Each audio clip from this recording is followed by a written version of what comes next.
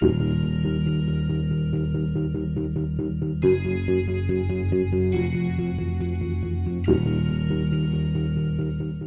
got to flip this out to you, and I, previously talked to you for a second about this particular topic, but it's one of those things where when you watch a movie, you see the kid was just, this he was stupid and probably really shouldn't have been there, but I completely understand what he was trying to do. He was trying to go off the grid, but what is Alaska's take on the Into the Wild? That is one that, like a lot of people, not my favorite. I think that they took something that, yeah, sounds like a great idea, and now it's just like, I think if they want to make something great, there's a better story that a lot of people never hear about. Have you ever heard of Dick Pernacki? Definitely did not. I'm all ears, though.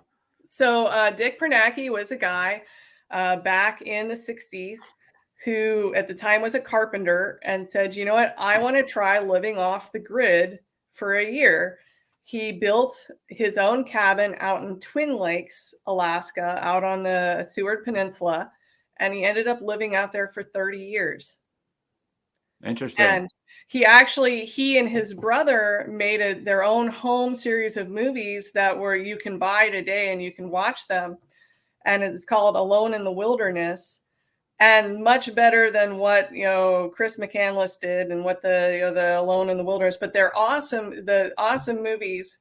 The guy built his own cabin. The cabin is still there today. You can go tour it. Like if you get out there. When was it? So you said they lived there 30 years. So this was what, in the 60s or something? Yeah, it was in the 60s. And when he was in his 50s, when he decided to do the experiment, he just decided, you know what, I'm done being a carpenter. I just want to go on, live alone. He was out there, and sure, every now and then his brother would come maybe bring him some cookies or check on him. But otherwise, he was fishing out of the lake. He was picking berries. He kept meticulous records for 30 years of like what the temperatures were every day. When did the lake ice over? When were the trees budding out? The Park Service still uses his records to judge how the climate is changing out there. So it's really his life is really fascinating, and I think it's interesting that they make a big deal about Chris McCandless, who did his thing, and it's like, okay, it is what it is. But here's Dick Pernacki, and you never hear about him. So, yeah. So, but as far as Chris goes, is he just like, in a way, like the local buffoon, like someone who walked into our world and like did what were you even thinking? I think it's kind of sad and tragic because he didn't have to die. No. He could have been saved. He could have walked out. Here's one thing. I don't know if this is true or a myth, but did I hear he really wasn't as far out as No, he wasn't. He wasn't that far out. Wasn't there like some sort of convenience store, like really not too far away, like under 5 miles or something? I don't know if he was about the convenience store, but I do know that he wasn't that far out away from things, and he just. I know what he had. I don't remember like every detail of the move, but he was there for a few months. Like I don't know how.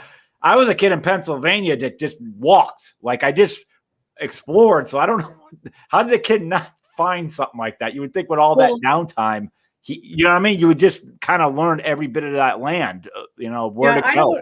I don't know the whole details. I know part of it was he was eating the local ground plants. He ran out of food, and he had a book, and he was looking at berries and worms, and he read it wrong. Well, he was eating a local plant that was actually poisonous. Poison, yeah. He read it wrong because he went back in and re-looked, and he got confused, and yeah. Yeah, and so he was trying to kind of live off the land, but it was also when he could have walked not very far to the Park Service road and gotten help. But then since then, we've had a lot of people kill themselves trying to get to that stupid bus, so much so that they finally removed the bus. They moved it. I saw it on YouTube. And honestly, I'm not going to sit here and blow smoke. On my trip, I wanted to see about going to that bus, but now it's moved. I don't even know what they did with it, but. It will actually be at the Museum of the North in Fairbanks. So if you still want to go see the bus, you can do so. But like I said, I think Dick Pernacki's cabin is actually on my bucket list in Twin Lakes. Well, that's something everyone should Google and look up. And, I'm pretty sure there's probably stuff you can find on YouTube on Dick. And, that's definitely a cool story to check out. But you're saying, I knew people were getting hurt going to try to find it was the magic bus, but like people actually have died. Oh yeah, you can look it up. In fact, I think we just had just before they removed it, they had like 2 people die because the river crossing was flooded, and they decided to walk across it anyway. Like, well, we'll be fine. Yeah. Oh wow. No, this is it's just one of those things.